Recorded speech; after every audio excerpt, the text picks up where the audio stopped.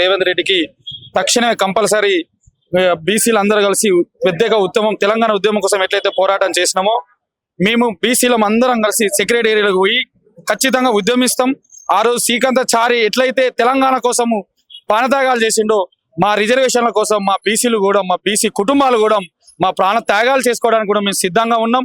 ఎందుకంటే మేమెంతో మా వాటా కావాలి. ఖచ్చితంగా ఏదైతే 0% ఉన్న రెడ్లు వెలుమలు ఆ స్థానిక సంస్థలలో కూడా వాళ్ళే చలామణి చేస్తూ వాళ్ళే అగ్రకులాలే వారే బీసీలను అనగదొక్కుంటూ మా బీసీలకు రిజర్వేషన్లను కాకుండా చేసేది రెడ్లు వెలుమలే. కాబట్టి ఖచ్చితంగా మా బీసీలకు మేమెంతో మా వాటా ఖచ్చితంగా రేవంత్ రెడ్డి గారికి బీసీ గణన చేసి మా బీసీ గణన చేసే స్థానిక సంస్థల రిజర్వేషన్ చేసే స్థానిక సంస్థల ఎన్నికలకు జరపాలని కోరుకుంటూ హెచ్చరికిస్తూ ఖచ్చితంగా పెద్ద ఎత్తున మా రాజన్నను ఆదర్శంగా తీసుకొని ఖచ్చితంగా సెక్రటరీ కావచ్చు అసెంబ్లీ కావచ్చు కావాల్సి వస్తే అందరం కలిసి రేవంత్ రెడ్డి ఇంటిని ముట్టడి కూడా చేస్తామని ఈ ధర్నా ముఖంగా మేము అంబేద్కర్ సాక్షిగా చెప్తున్నాం.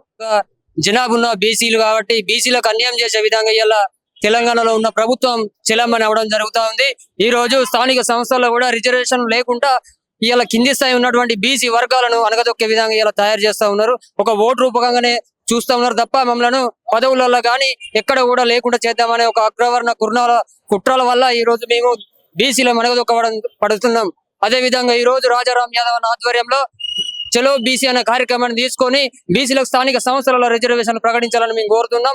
ఒకవేళ ప్రకటించని ఎడల తెలంగాణ రాష్ట్ర వ్యాప్తంగా ఇలా బీసీలంతా కలిసి అగ్నిగుండంలో తయారు చేస్తామని చెప్పి ఒక పిలుపుని ఇవ్వడం జరుగుతుంది. బీసీలు అంటే చిన్న చూపు చూస్తున్నారు తప్ప మొన్న ఓట్లు వేసుకొని ఈ రోజు ఇంట్లో కూర్చొని వారికే పదవులు కావాలి వారికే డబ్బులు కావాలని ఒక ద్వంద్వ వైఖరితోటి ఇలా ముందుకు పోతా ఉన్నారు. అలాంటి ప్రభుత్వాన్ని ఇలా పాలదోలే విధంగా ఇలా బీసీలు ఏకమై బీసీలమంతా చెలో కలెక్టర్ చెలో సెక్రటేరియట్ గానీ చెలో అసెంబ్లీ గానీ ముట్టడించి ఇలా రేవంత్ రెడ్డి గారికి బుద్ధి వచ్చే విధంగా తెలియజేస్తామని చెప్తా ఉన్నాం.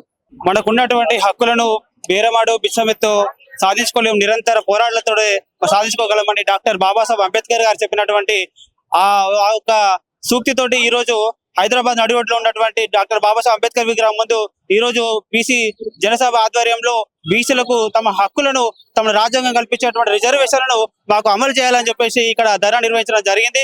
దానికి యువకులుగా మేమందరం సపోర్ట్ చేస్తూ వీటికి వచ్చి ధర్నాలో పాల్గొనడం జరిగింది.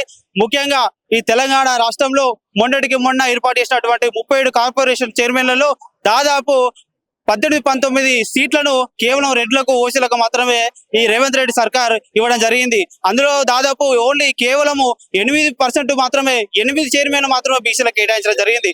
జనాభా దామాషా ప్రకారము ఈ రాష్ట్రంలో ఈ దేశంలో అత్యధిక జనాభా కలిగినటువంటి ఈ బీసీలను అడగదొక్కుతూ వాళ్ళకి రావాల్సినటువంటి హక్కులను ఈ రోజు కాంగ్రెస్ ప్రభుత్వం కాడరాస్తా ఉన్నది.